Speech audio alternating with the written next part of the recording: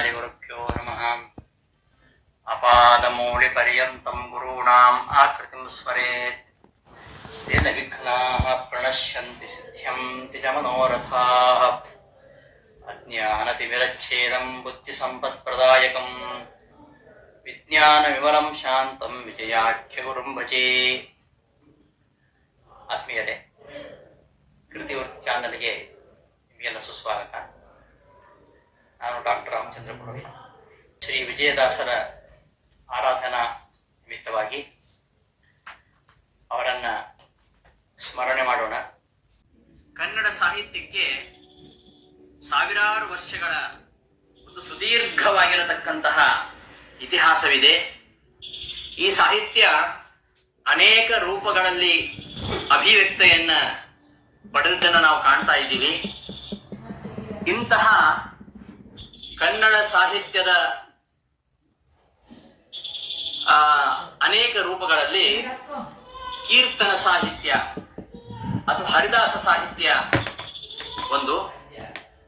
ಇದು ಭಕ್ತಿ ಪಂಥ ಬಳಸಿದಂತಹ ಒಂದು ಪ್ರಮುಖವಾಗಿರತಕ್ಕಂತಹ ಸಂವಹನ ಮಾಧ್ಯಮ ಅಂತ ಹೇಳ್ಬೋದು. ಒಂದು ಯುಗ ಧರ್ಮವನ್ನೇ ಅಭಿವ್ಯಕ್ತಿಸಬಲ್ಲಂತಹ ಸಾಹಿತ್ಯ ಮಾಧ್ಯಮ ಇದಾಗಿದೆ. ಜನರಿಗೆ ನೇರವಾಗಿ ತಲುಪಲು ರಂಜನೀಯವೂ ಪ್ರಭಾವಿಯೂ ಆಗಿರತಕ್ಕಂತಹ ಈ ಕೀರ್ತನ ರೂಪ ಸಾಹಿತ್ಯ ಆವಿಷ್ಕಾರವಾದ್ದನ್ನು ನಾವು ಹರಿದಾಸ್ ಸಾಹಿತ್ಯದ ಚರಿತ್ರೆಯಲ್ಲಿ ಕಾಣ್ತಾ ಇದ್ದೇವೆ. ಮಧ್ಯಕಾಲೀನ ಭಕ್ತಿ ಯುಗ ಈ ಒಂದು ಹರಿದಾಸ ಸಾಹಿತ್ಯ ಸಂಪ್ರದಾಯಕ್ಕೆ, ಕೀರ್ತನ ಸಾಹಿತ್ಯ ಸಂಪ್ರದಾಯಕ್ಕೆ ಹತ್ತಿರವಾದದ್ದು ಅಂತ ಹೇಳ್ಬೋದು. ಈ ಒಂದು ಹಿನ್ನೆಲೆಯಲ್ಲಿ ಎರಡು ಪಂಥಗಳು, ಒಂದು ಶೈವ ಪಂಥ ಮತ್ತೊಂದು ವೈಷ್ಣವ ಪಂಥ, ಹೀಗೆ ಎರಡು ಪಂಥಗಳು ವ್ಯಾಪಕವಾಗಿ ಈ ದಾಸ ಸಾಹಿತ್ಯದ ಪರಂಪರೆಯನ್ನ ಹುಟ್ಟು ಹಾಕಿದ್ದಾವೆ. ಶೈವ ಪಂಥ ಶರಣ ಸಾಹಿತ್ಯ ಅಂತ ಹೇಳಿದ್ರೆ, ನಮ್ಮ ಕೀರ್ತನ ಸಾಹಿತ್ಯ ಇದು ಹರಿದಾಸ ಸಾಹಿತ್ಯ ಎಂಬುದಾಗಿ ಈ ಎರಡು ಪರಂಪರೆಗಳು ವ್ಯಾಪಕವಾಗಿ ಹುಟ್ಟಿಕೊಂಡಿವೆ. ವೈದಿಕ ಪರಂಪರೆಯ ಒಂದು ನಿಗೂಢತೆ ಅಥವಾ ಅದರ ಒಂದು ಸೀಮಿತತೆ, ಇದನ್ನ ಒಂದು ಸಾಮಾಜಿಕವಾಗಿ, ಸಾರ್ವಜನೀನವಾಗಿ ಅಥವಾ ಸಾರ್ವತ್ರಿಕವಾಗಿ ಮೊಟ್ಟ ಮೊದಲು ಬಾರಿಗೆ ಇದನ್ನ ಪ್ರಚಾರ ಪಡಿಸಿರುವಂತಹದ್ದು ಈ ಹರಿದಾಸ ಸಾಹಿತ್ಯ. ಈ ಪರಂಪರೆಯ ದಾಸರುಗಳು ಕೀರ್ತನೆಗಳಿಗೆ ತಾತ್ವಿಕವಾಗಿರತಕ್ಕಂತಹ ಒಂದು ರೂಪವನ್ನ ಕೊಡ್ಲಿಕ್ಕೆ ಸಮರ್ಥರಾಗಿದ್ದಾರೆ. ಶ್ರವಣಂ ಕೀರ್ತನಂ ವಿಷ್ಣೋಃ ಸ್ಮರಣಂ ಪಾದಸೇವನಂ ಅರ್ಚನಂ ವಂದನಂ ದಾಸ್ಯಂ ಸಖ್ಯಂ ಆತ್ಮನಿವೇದನಂ ಎಂಬುದಾಗಿ ಪ್ರಹ್ಲಾದರಾಜರು ಪುರಾಣಗಳ ರಾಜನಾಗಿರತಕ್ಕಂತಹ ಭಾಗವತ ಸಪ್ತಮ ಸ್ಕಂದದಲ್ಲಿ ಹೇಳುವಂತೆ ನವವಿಧವಾಗಿರತಕ್ಕಂತಹ ಭಕ್ತಿಗಳ ಮೂಲಕವಾಗಿ ಅವರು ಈ ಒಂದು ಕೀರ್ತನೆಗೆ ಒಂದು ವ್ಯಾಖ್ಯಾನವನ್ನು ನೀಡಿದ್ದಾರೆ. ಹಾಗಾಗಿ ಈ ರೀತಿ ವ್ಯಾಖ್ಯಾನಗೊಂಡಂತಹ ಈ ಒಂದು ಪರಂಪರೆಗೆ ನಿರ್ದಿಷ್ಟತೆಯನ್ನ ದೊರಕಿಸಿಕೊಡುವಂತಾಗಿದೆ. ಇಂತಹ ಒಂದು ಹರಿದಾಸ ಸಾಹಿತ್ಯದ ಪ್ರಯೋಗ ತುಂಬಾ ಪ್ರಾಚೀನವಾಗಿರುವಂಥದ್ದು. ಕನ್ನಡ ಕೀರ್ತನ ಸಾಹಿತ್ಯ, ಹರಿದಾಸ ಸಾಹಿತ್ಯ ಇದು ಬಹಳ ಪ್ರಾಚೀನವಾಗಿರುವಂಥದ್ದು. ಹರಿದಾಸರ ಕೈಯಲ್ಲಿ ವಿಶೇಷವಾಗಿ ಅಭಿವ್ಯಕ್ತಿಯನ್ನು ಪಡೆದಂತಹ ಪಲ್ಲವಿ, ಅನುಪಲ್ಲವಿ, ನುಡಿ ಹಾಗೂ ಅಂಕಿತ ಇವುಗಳಿಂದ ಸಿದ್ಧವಾಗಿರತಕ್ಕಂತಹ ಈ ಒಂದು ಪ್ರಕಾರ ಏನಿದೆ, ಈ ಒಂದು ಪ್ರಕ್ರಿಯೆ ಏನಿದೋ, ಇದು ಹರಿದಾಸರುಗಳಿಂದ ಒಂದು ದೃಶ್ಯ ರೂಪವನ್ನ ಪಡೆದದ್ದನ್ನ ನಾವು ಕಾಣ್ತಾ ಇದ್ದೀವಿ. ಹಾಡಿನ ಭಾವಕ್ಕೆ ಅಭಿನಯದ ಅಭಿವ್ಯಕ್ತಿ ಬಹಳ ಮುಖ್ಯವಾಗಿ ನಾವು ಹರಿದಾಸ ಸಾಹಿತ್ಯದಲ್ಲಿ ಕಾಣ್ತೇವೆ. ಕಾಲಿಗೆ ಗೆಜ್ಜೆ ಕಟ್ಟಿಕೊಂಡು ಕೈಯಲ್ಲಿ ತಾಳವನ್ನ ಹಿಡಿದು ತಂಬೂರಿ ಮಿಡ್ತಾ ದಾಸರು ನರ್ತನ ಮಾಡ್ತಾ ಹಾಡ್ತಾ ಇದ್ರೆ ಜನರಿಗೆ ಎಂತಹ ಒಂದು ಪ್ರಭಾವವನ್ನು ಬೀರುತ್ತೆ ಎಂಬುದನ್ನ ನಾವೆಲ್ಲ ಅನುಭವಿಸಿದಂತಹ ಒಂದು ವಿಷಯ. ಇಂತಹ ಒಂದು ಹರಿದಾಸ ಸಾಹಿತ್ಯಕ್ಕೆ ಒಂದು ಸಾಕಾರವನ್ನ ಕೊಟ್ಟವರು ಶ್ರೀ ನರಹರಿ ತೀರ್ಥರು, ಶ್ರೀಪಾದರಾಜರು ಹಾಗೂ ವ್ಯಾಸರಾಜರು. ಇವರ ಒಂದು ಭದ್ರ ಬುನಾದಿಯೊಂದಿಗೆ ಸಾಕಾರಗೊಂಡಂತಹ ಈ ಹರಿದಾಸ ಸಾಹಿತ್ಯ ಇದು ಅದ್ಭುತವಾಗಿರತಕ್ಕಂತಹ ಸಾಹಿತ್ಯ. ಸಾಹಿತ್ಯ, ಸಂಗೀತ, ತಾಳ, ಲಯಗಳಿಂದ ಕೂಡಿ ಭಕ್ತಿಯ ಅಭಿವ್ಯಕ್ತಿಗೆ ಕನ್ನಡದ ಸಾಮಗಾಯನವಾದದ್ದು ಈ ಹರಿದಾಸ ಸಾಹಿತ್ಯ. ವೇದಗಳು, ಶಾಸ್ತ್ರಗಳು, ಬ್ರಹ್ಮಸೂತ್ರ, ಭಗವದ್ಗೀತೆ ಇವುಗಳ ಒಂದು ಸಮಕಾಲೀನ ಸಮಾಜದೊಂದಿಗೆ ಎಲ್ಲ ವೇದ, ಶಾಸ್ತ್ರ, ಗೀತೆಗಳು ಮಾತನಾಡುವಂತೆ ಮಾಡಿರುವಂತಹದ್ದು ಈ ಹರಿದಾಸ ಸಾಹಿತ್ಯ. ತತ್ವಜ್ಞಾನ 10 ಜನ ಪಂಡಿತರ ಅಥವಾ 100 ಪಂಡಿತರ ಗುತ್ತಿಗೆಯಾಗಿ ಉಳಿಯದೆ ಸಕಲರ ಸೊತ್ತಾಗುವಂತೆ ಮಾಡಿದ್ದು ಈ ಹರಿದಾಸ ಸಾಹಿತ್ಯ. ಸಂಸ್ಕೃತ, ಸಂಸ್ಕೃತಿ, ಅದರಲ್ಲಿರ್ತಕ್ಕಂತಹ ರಹಸ್ಯ ಸ್ವಾರಸ್ಯಗಳು ಜನರ ಬಳಿಯಲ್ಲಿ ಸುಳಿಯುವಂತೆ ಮಾಡಿರುವಂಥದ್ದು ಈ ಹರಿದಾಸ ಸಾಹಿತ್ಯ. ಕೇವಲ ವಾದ ವಾಕ್ಯಾರ್ಥದ ಒಂದು ವೇದಿಕೆಯಿಂದ ಜ್ಞಾನ ಭಕ್ತಿ ಯೋಗಗಳನ್ನ ಕೆಳಗೆ ಇಳಿಸಿ ಬೆಳೆಸಿ ಜನಜೀವನದಲ್ಲಿ ಉಳಿಸಿದ್ದು ಈ ಹರಿದಾಸ ಸಾಹಿತ್ಯ. ಸದಾ ಸಮಾಜಕ್ಕೆ ಅಭಿಮುಖವಾಗಿ ನಿರಂತರವಾದ ಒಂದು ಹೊಸ ಗಾಳಿ, ಹೊಸ ಬೆಳಕಿನಲ್ಲಿ, ಹೊಸ ಭಾಷೆ, ಹೊಸ ಧಾಟಿಯಲ್ಲಿ ಅರಿವನ್ನ ನಮಗೆ ಹರಿಸಿದ್ದು ಈ ಹರಿದಾಸ ಸಾಹಿತ್ಯ. ಸಿದ್ಧಾಂತಕ್ಕೆ, ನಮ್ಮ ವೈದಿಕ ಸಿದ್ಧಾಂತಕ್ಕೆ ಅಥವಾ ವೈದಿಕ ಮತಕ್ಕೆ ಅಥವಾ ಕನ್ನಡ ಸಾಹಿತ್ಯಕ್ಕೆ, ಲೋಕಾನುಭವ ವಿಚಾರಗಳಿಗೆ, ಸಂಗೀತ ಪ್ರಪಂಚಕ್ಕೆ ಒಂದು ಹೊಸ ರೂಪವನ್ನು ಕೊಟ್ಟದ್ದು ಈ ಹರಿದಾಸ ಸಾಹಿತ್ಯ. ಬದುಕಿನ ಎಲ್ಲ ಆಶಯಗಳನ್ನ, ನಮ್ಮ ಬದುಕಿನ ಎಲ್ಲ ಆಶಯಗಳನ್ನ, ಬದುಕುವ ಎಲ್ಲ ಧಾಟಿಗಳನ್ನ ತಿಳಿಯಬೇಕಾಗಿರತಕ್ಕಂತಹ ಎಲ್ಲ ತಾತ್ವಿಕ ನೆಲೆಗಳನ್ನ ಒಳಗೊಂಡದ್ದು ಈ ಹರಿದಾಸ ಸಾಹಿತ್ಯ. ಮಾನವನ ಸಮಗ್ರ ಜೀವನವನ್ನ, ಸಮಗ್ರ ಮಾನವ ಜೀವನವನ್ನ, ಮನಸ್ಸಿನ ಅಂತರಾಳದ ನಮ್ಮ ಎಲ್ಲ ಮುಖಗಳನ್ನ, ನಮ್ಮ ಎಲ್ಲ ವೃತ್ತಿ ಪ್ರವೃತ್ತಿಗಳನ್ನ ತಿಳಿಸುವಂತಹ ಒಂದು ಮೌಲಿಕವಾಗಿರತಕ್ಕಂತಹ ಮಾಧ್ಯಮ ಈ ಹರಿದಾಸ ಸಾಹಿತ್ಯ.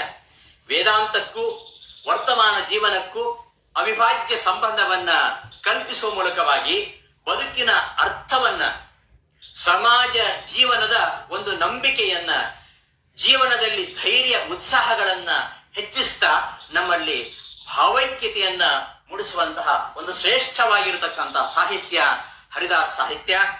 ಅಂತೆಯೇ ಈ ಒಂದು ಹರಿದಾಸ ಸಾಹಿತ್ಯ ಪ್ರಣಾಳಿಕೆ ಪಂಡಿತರಿಂದ ಆರಂಭಿಸಿ ಪಾಮರರವರೆಗೂ, ಮುನಿಗಳಿಂದ ಆರಂಭಿಸಿ ಮಹಿಳೆಯವರೆಗೂ ಕೂಡ ಎಲ್ಲರನ್ನೂ ಓಲೈಸುವಂತಹ ಒಂದು ಪಥ ಇದಾಗಿದೆ.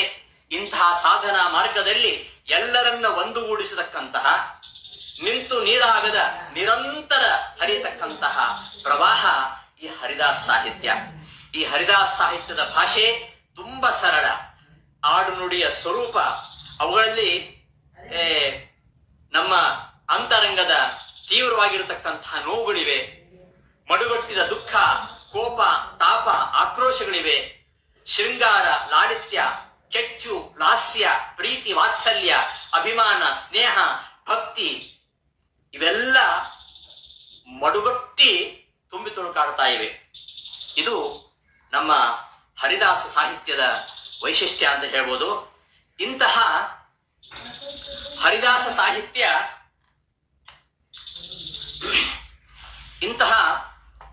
ಸಾಹಿತ್ಯ ಏನಿದೆ ಇದು ಶ್ರೀಪಾದರಾಜರಿಂದ ಆರಂಭಿಸಿ ಕನಕದಾಸರವರೆಗೂ ಕೂಡ, ಶ್ರೀಪಾದರಾಜರಿಂದ ಆರಂಭಿಸಿ ಕನಕದಾಸರವರೆಗಿನ ಒಂದು ಘಟ್ಟ, ಶ್ರೀಪಾದರಾಜರಿಂದ ಆರಂಭಿಸಿ ವ್ಯಾಸರಾಜರವರೆಗೆ.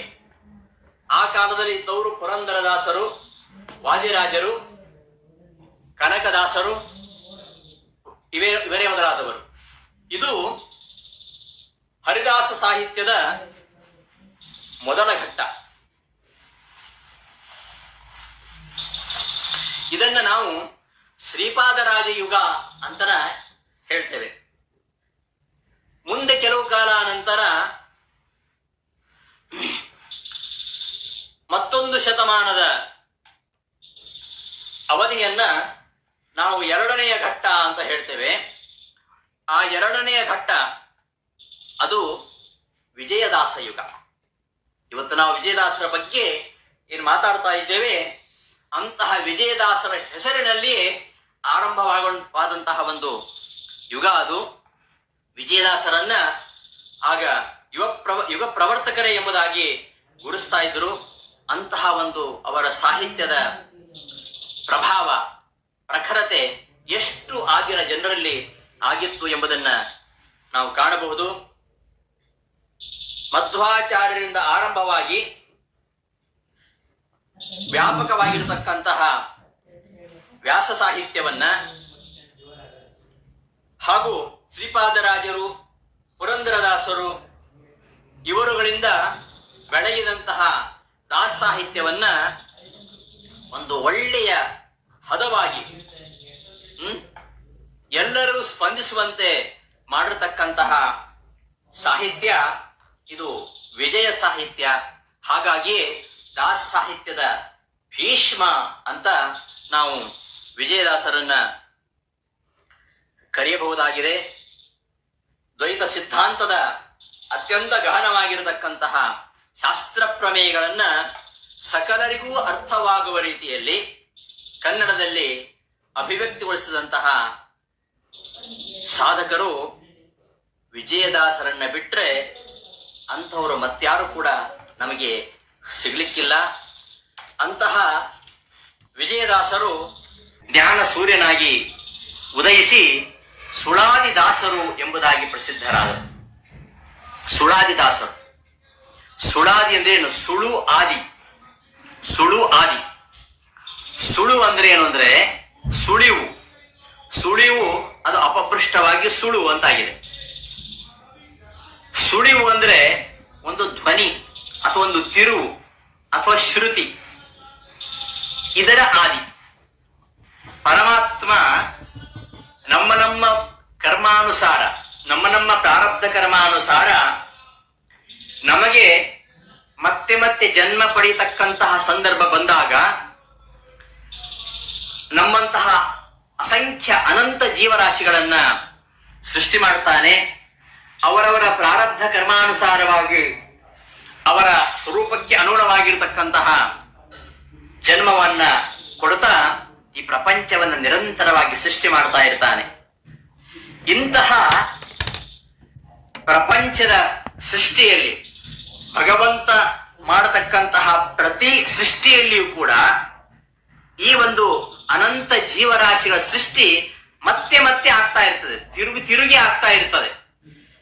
ತಿರುಗಿ ಆಗ್ತಾ ಇರತಕ್ಕಂತಹ ಭಗವಂತನ ಈ ಸೃಷ್ಟಿ, ಈ ಎಲ್ಲ ಬ್ರಹ್ಮಾಂಡದ ಎಲ್ಲ ಚಟುವಟಿಕೆಗಳ ಮುಖ್ಯವಾದ ಏಕೈಕ ನಾಯಕ ಆ ಭಗವಂತ. ಅಂತಹ ಭಗವಂತನನ್ನ ನಿತ್ಯವೂ ತಿಳಿಸ್ತಕ್ಕಂತಹ ಒಂದು ಚರಿತ್ರೆಗೆ ಸುಳಾದಿ ಅಂತ ಹೇಳ್ತಾರೆ. ಇಂತಹ ಪ್ರತಿ ಸೃಷ್ಟಿಯಲ್ಲಿಯೂ ಪ್ರತಿ ಕ್ಷಣದಲ್ಲಿಯೂ ಸುಳಿಯುವ ಪ್ರತಿಯೊಂದು ಕ್ಷಣಗಳ ಆದಿ ಸುಳಾದಿ. ಪ್ರತಿಯೊಂದು ಸೃಷ್ಟಿಯಲ್ಲಿಯೂ ಪ್ರತಿಯೊಂದು ಕ್ಷಣಗಳ ಆದಿ ಇದು ಸುಳಾದಿ. ಅಂದ್ರೆ ಈ ಬ್ರಹ್ಮಾಂಡದಲ್ಲಿ ಪ್ರತಿ ಕ್ಷಣದಲ್ಲಿಯೂ ಏನೆಲ್ಲ ನಡೆಯುತ್ತೆ ಭಗವಂತನಿಂದ, ಅಂತಹ ಅಪೂರ್ವವಾಗಿರ್ತಕ್ಕಂತಹ ಗಹನವಾಗಿರ್ತಕ್ಕಂತಹ ವಿಚಾರಗಳನ್ನ ತಿಳಿಸ್ತಕ್ಕಂತಹ ನಿತ್ಯ ನೂತನವಾಗಿರ್ತಕ್ಕಂತಹ ಭಗವಂತನ ಚರಿತ್ರೆಗೆ ಸುಳಾದಿ ಅಂತ ಹೇಳ್ತಾರೆ. ಇಂತಹ ಸುಳಾದಿಗಳು ವೇದಗಳಷ್ಟೇ ಪ್ರಾಮುಖ್ಯತೆಯನ್ನು ಪಡೆದಿವೆ. ವೇದ ಅಪೌರುಷೇಯವಾಗಿರ್ತಕ್ಕಂತಹ ವೇದಗಳಂತೆ ಇವುಗಳು ತುಂಬಾ ಪ್ರಾಮುಖ್ಯತೆಯನ್ನು ಪಡೆದಿವೆ. ಈ ಒಂದು ಸುಳಾದಿ ಪ್ರಕಾರವನ್ನ ಆರಂಭ ಮಾಡಿದವರು ಶ್ರೀಪಾದರಾಜರು. ಶ್ರೀಪಾದರಾಜರಿಂದ ಆರಂಭವಾಗಿರತಕ್ಕಂತಹ ಸುಳಾದಿಗೆ ಒಂದು ವೈಭವವನ್ನ, ಆ ಒಂದು ಸುಳಾದಿ ಪ್ರಕಾರದ ಸುಳಾದಿ ಸಾಹಿತ್ಯದ ಸಂಪತ್ತನ್ನ, ಅದರ ಸೊಬಗನ್ನ ಹೆಚ್ಚಿಸಿದವರು ವಿಜಯದಾಸರಾದ್ದರಿಂದ ಅವರಿಗೆ ಸುಳಾದಿದಾಸರು ಅಂತ ಹೇಳ್ತಾರೆ. ವಿಜಯದಾಸರು ಉತ್ತಮ ಹರಿದಾಸರು, ದೇವಾಂಶ ಸಂಬೋಧರು, ಅಪರೋಕ್ಷ ಜ್ಞಾನಿಗಳು, ಹರಿಪ್ರಸಾದಾಂಕಿತರಾಗಿರತಕ್ಕಂತಹ ಹರಿದಾಸರನ್ನ ಬಿಟ್ರೆ ಅವರ ನಂತರ ಬರತಕ್ಕಂತಹ ಪುರಂದರದಾಸರಾದಿಯಾಗಿ ಬರತಕ್ಕಂತಹ ಹರಿದಾಸರುಗಳ ಒಂದು ಶ್ರೇಣಿಯಲ್ಲಿರ್ತಕ್ಕಂತಹ ಶ್ರೇಷ್ಠ ಹರಿದಾಸರು. ಹಾಗಾಗಿ ಇವರನ್ನ ಆ ಶತಮಾನದ ಯುಗ ಪ್ರವರ್ತಕ ಅಂತ ಕರೆದಿದ್ದಾರೆ. ಇಂತಹ ವಿಜಯದಾಸರು ಅನೇಕ ಕೀರ್ತನೆಗಳನ್ನ, ಉಗಾಭೋಗಗಳನ್ನ, ಸುಳಾದಿಗಳನ್ನ ರಚನೆ ಮಾಡಿದ್ದಾರೆ. ಅಂತಹ ಸುಳಾದಿಗಳು ಸುಮಾರು ಇವೆ. ಸುಳಾದಿಗಳಲ್ಲಿ ಈ ಪ್ರಾರ್ಥನಾ ಸುಳಾದಿಗಳನ್ನು ತುಂಬ ರಚನೆ ಮಾಡಿದ್ದಾರೆ ವಿಜಯದಾಸರು. ಅಂತಹ ಪ್ರಾರ್ಥನಾ ಸುಳಾದಿಗಳಲ್ಲಿ ಅಕಾಲ ಮೃತ್ಯು ಪರಿಹಾರ ಪ್ರಾರ್ಥನಾ ಸುಳಾದಿ ಇದೆ. ನಂಬಿದೆ ಎಲೋಹರಿ ಅಂಬರ ರೂಪಕಾರಿ, ಬೆಂಬಲವಾಗು ಭವರೋಗ ನೀಗು, ಡಿಂಬವುಳ್ಳನಕ ಕ್ಲೇಶ ಬಡಿಸುವ ಶೋಕ ಎಂಬುದು ಕಾಣಿಸದಿರು ಕೈಯಾದೋರೋ, ಕುಂಭಿಣಿಯಳು ನೀನೆಂಬ ಮಾನವರಿಗೆ ಅಂಬುಧಿಯ ಪೋಷಣೆಯಾಗದೇನೋ, ತಿಂಬೆನೆಂಬ ಮೃಗಟಂಬ ಅಡವಿಯಳು ಅಂಬೆಯೋ ತಡದಂತೆ ತೆರನಾಗಿದೆ, ಮುಂಬಡಿಸುವರಿಲ್ಲ ಮುದ್ದು ಲಕುಮಿನಲ್ಲ, ಅಂಬುಜ ಭವಗಾದರೂ ನೀನೇ ಗತಿಯೋ, ಜಂಭಾರಿನುತ ವಿಷ್ಣು ವಿಜಯ ವಿಠ್ಠಲ, ಕರುಣಾಂಬುಧಿಯೇ ನೀನು ನಮಿಸುವೆ ನಾನು.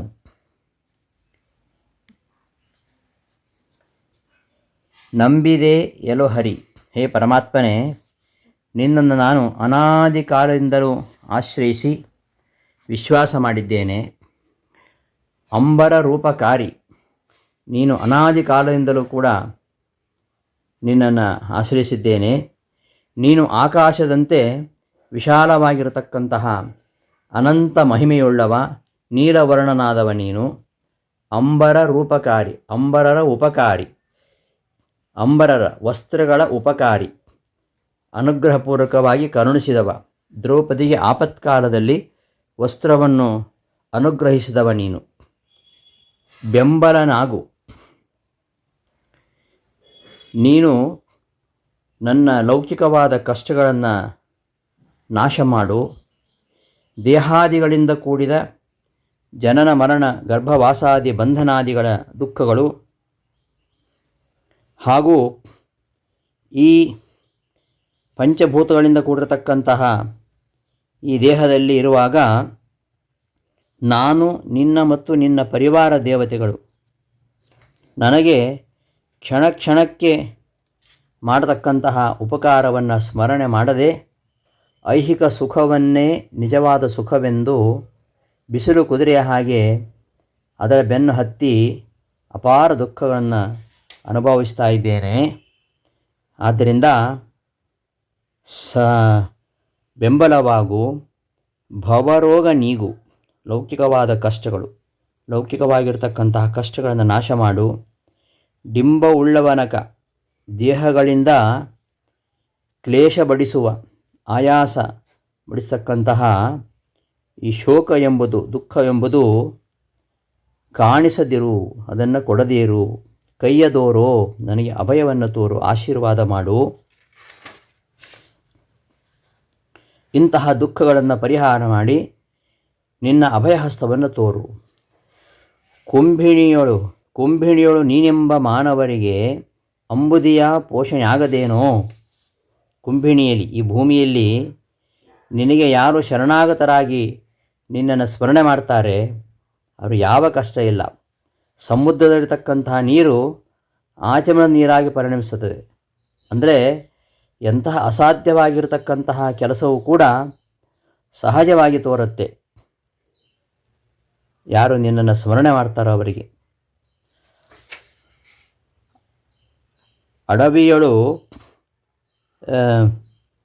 ಅಡವಿಯಳು ಅಂಬೆಯೋ ತಡದಂತೆ ತೆರನಾಗಿದೆ, ಮುಂಬಡಿಸುವರಿಲ್ಲ ಮುದ್ದು ಲಕುಮಿನಲ್ಲ.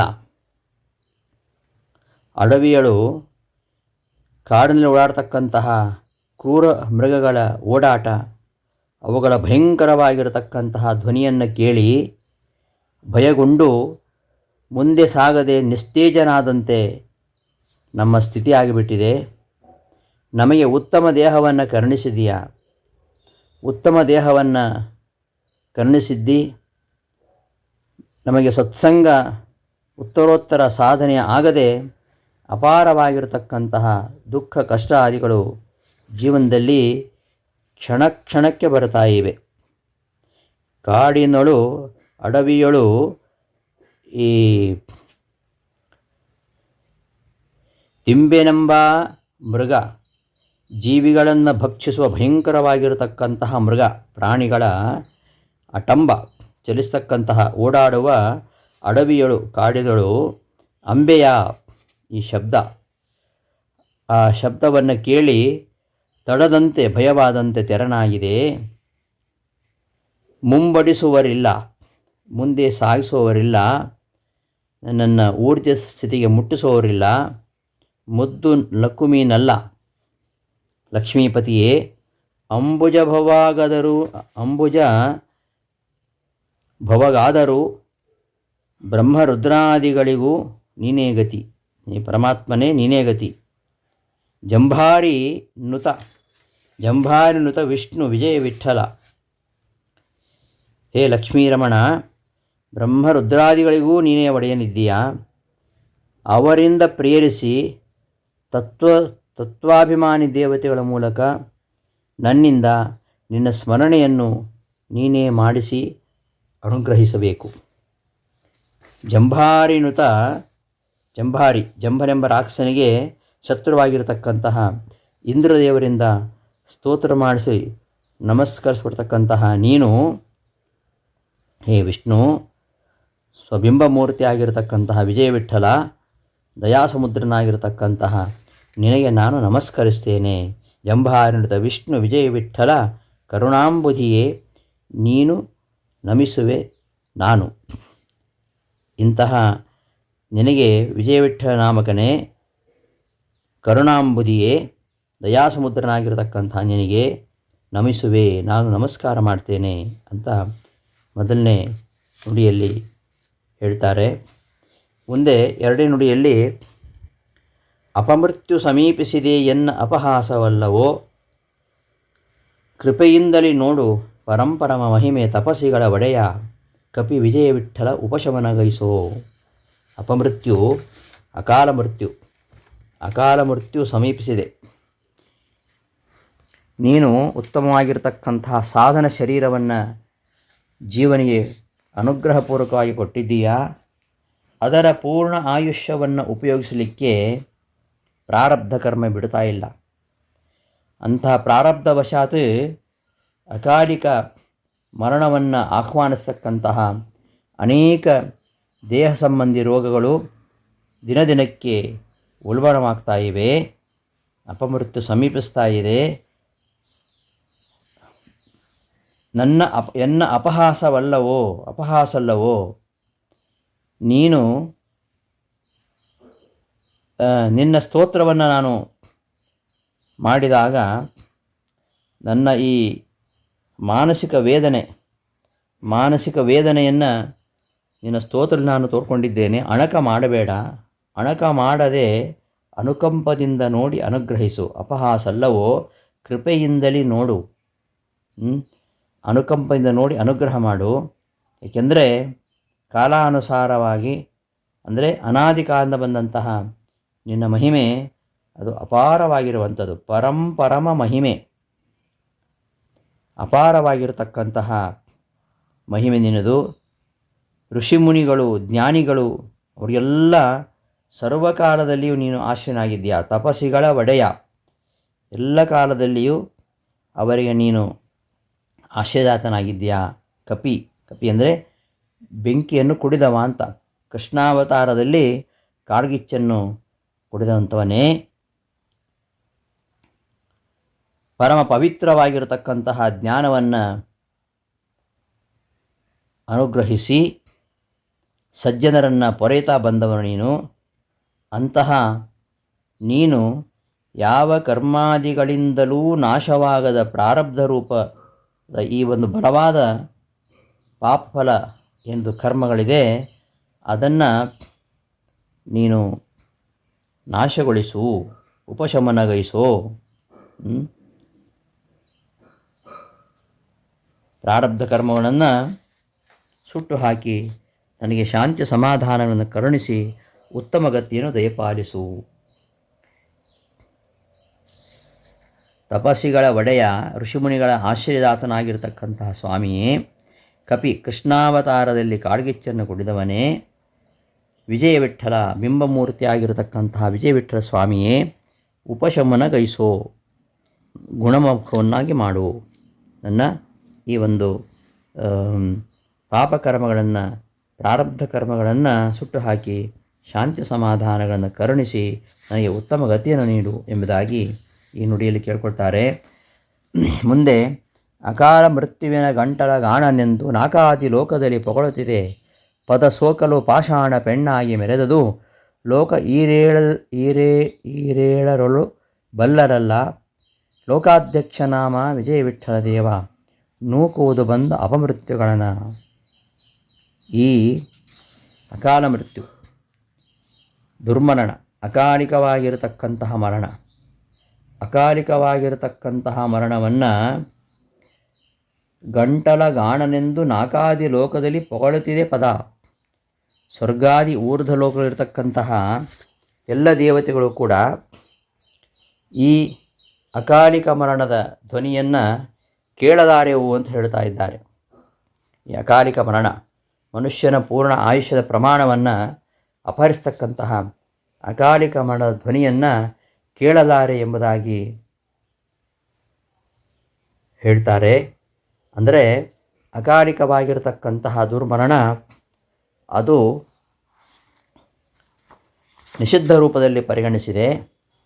ಆದ ಕಾರಣದಿಂದ ಎಷ್ಟೇ ಸಂಕಷ್ಟ ಬಂದರೂ ಕೂಡ ನೀನು ನನಗೆ ಪ್ರಾಣಾಪಾಯವನ್ನು ತಂದು ಒಡ್ಡಬೇಡ. ಎಷ್ಟು ಸಂಕಟ ಬಂದರೂ ಪ್ರಾಣಾಪಾಯವನ್ನು ಮನದಲ್ಲೂ ಚಿಂತಿಸಬಾರದು. ಹೇ ಪರಮಾತ್ಮ, ನಿನ್ನ ಪಾದಧೂಳಿಯಿಂದ ಸೋಕಲು ಪಾಷಾಣ ಪೆಣ್ಣಾಗಿ ಮೆರೆದುದು. ನಿನ್ನ ಪಾದಧೂಳಿಯಿಂದ ಶಿಲೆಯೇ ಸ್ತ್ರೀಯಾಗಿದ್ದಾಳೆ. ರಾಮನಾಗಿದ್ದಾಗ ನಿನ್ನ ಪಾದಸ್ಪರ್ಶದಿಂದ ಶಿಲೆಯಾಗಿರತಕ್ಕಂತಹ ಅಹಲ್ಯೆಯನ್ನು ಉದ್ಧಾರ ಮಾಡಿದವ ನೀನು. ಇದು ಲೋಕದಲ್ಲಿ ಪ್ರಸಿದ್ಧಿಯಾಗಿದೆ. ಆ ಅಹಲ್ಯ ಶಾಪ ವಿಮೋಚನೆ ಮಾಡಿರ್ತಕ್ಕಂತಹ ಶ್ರೀರಾಮನನ್ನು ಇಲ್ಲಿ ವಿಜಯದಾಸರು ಚಿಂತಿಸ್ತಾ ಇದ್ದಾರೆ. ಪೆಣ್ಣಾಗಿ ಮೆರೆದುದು ಲೋಕ ಈರೇಳರೊಳು, ಅಂದರೆ ಈರೇಳರೊಳು 14 ಲೋಕಗಳಲ್ಲೆಲ್ಲ ಬಲ್ಲರಲ್ಲ, ತಿಳಿದವರಲ್ಲ. ಲೋಕ 14 ಲೋಕಗಳ ಅಧ್ಯಕ್ಷ ನೀನು, ಮುಖ್ಯಸ್ಥ. ಈ 14 ಲೋಕಗಳಲ್ಲಿಯೂ ನಿನ್ನ ಮಹಿಮೆಯನ್ನು ಬಲ್ಲವರು. ಅಂತಹ ವಿಜಯ ವಿಠ್ಠಲ ದೇವ, ನೂಕುವುದು ಬಂದ ಅಪಮೃತ್ಯುಗಳನ್ನು, ಬಂದ ಅಪಮೃತ್ಯುಗಳನ್ನು, ಈ ಅಕಾಲ ಮೃತ್ಯುವನ್ನು ನೀನು ನೂಕು, ಅಂದರೆ ನಿನ್ನ ಭಕ್ತರಿಗೆ ಬಂದಂತಹ ಅಕಾಲ ಮೃತ್ಯುವನ್ನು ಪರಿಹಾರ ಮಾಡಿ ರಕ್ಷಣೆ ಮಾಡುವಂಥ ಈ ಒಂದು ನುಡಿಯ ಅರ್ಥ. ಮುಂದೆ ಭಕುತಿ ವಿರಕುತಿ ನಿಜ ಶಕುತಿ ಬೇಕು ನಿನ್ನ ಭಜಿಸಿ ಮುಕುತಿಯನ್ನು ಪಡೆದವಗೆ, ಯುಕುತಿಯೆಂದು ಯುಕುತಿವಂತರು ಮುಕುತಾರ್ಥ ಪೇಳುವವರು, ರಿಕುತ ನಿನ್ನ ಮಾತು ಲಾಲಿಸಿ ಭಕುತಿ ರಕುತಿ ಶಕುತಿಯಲ್ಲ, ಭಕುತಿ ಮಿತಿಯ ಪಾಲಿಸಯ್ಯ, ಶಕುತಿ ಮತ ಶ್ರೇಷ್ಠ ನಾಮ ವಿಜಯ ವಿಠ್ಠಲ, ಸಕಲೊಡೆಯ ಸುಕೃತಾರ್ಥ ತೋರಿಸಯ್ಯ, ಸತತ ನಿನ್ನ ನೆನೆಯುವಂತೆ ಅಂತ ಹೇಳ್ತಾರೆ. ಅಂದರೆ ಈ ಭಕ್ತಿ, ವಿರಕ್ತಿ, ಶಕ್ತಿ,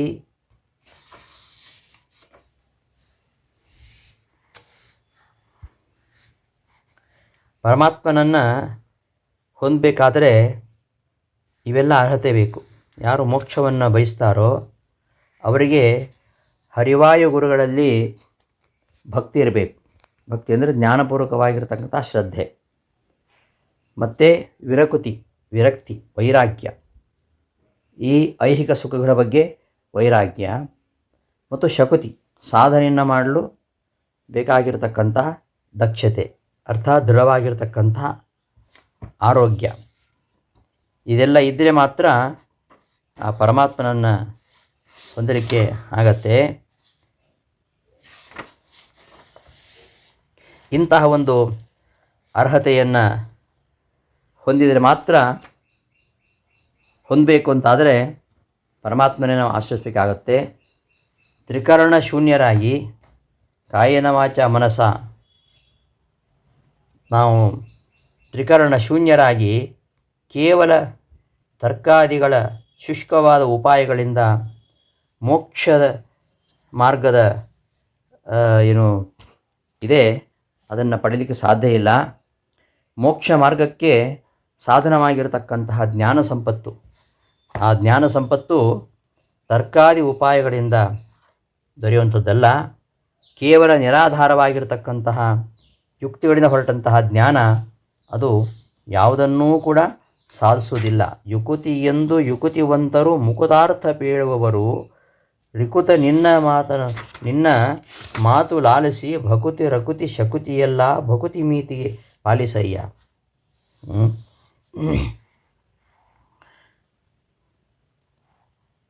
ಪರಮಾತ್ಮನನ್ನು ಪ್ರತಿಪಾದನೆ ಮಾಡತಕ್ಕಂತಹ ವೇದಗಳನ್ನು ಲಾಲಿಸಿ ಶ್ರದ್ಧೆಯಿಂದ ಶ್ರವಣ ಮಾಡಿಸಿ ಭಕುತಿ ರಕುತಿ ಶಕುತಿ ಭಕುತಿ ರಕುತಿ ಶಕುತಿ ಶ್ರೇಷ್ಠವಾಗಿರತಕ್ಕಂತಹ ಜ್ಞಾನ ವೈರಾಗ್ಯ ಹಾಗೂ ಸಮರ್ಥತೆ ಈ ಎಲ್ಲವನ್ನು ಕೂಡ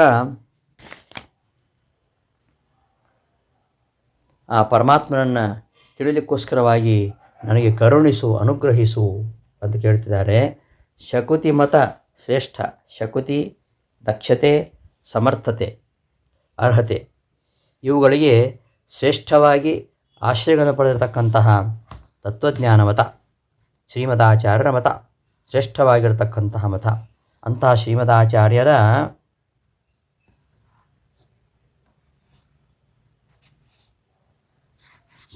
ಶಕುತಿ ಮತ ಶ್ರೇಷ್ಠ ನಾಮ.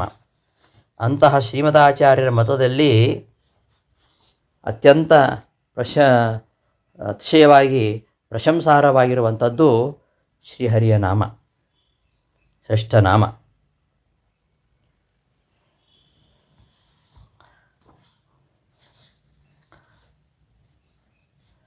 ಅಂತಹ ನಿನ್ನ ನಾಮ ಶ್ರೀಮದಾಚಾರ್ಯರ ತತ್ವಜ್ಞಾನದಿಂದ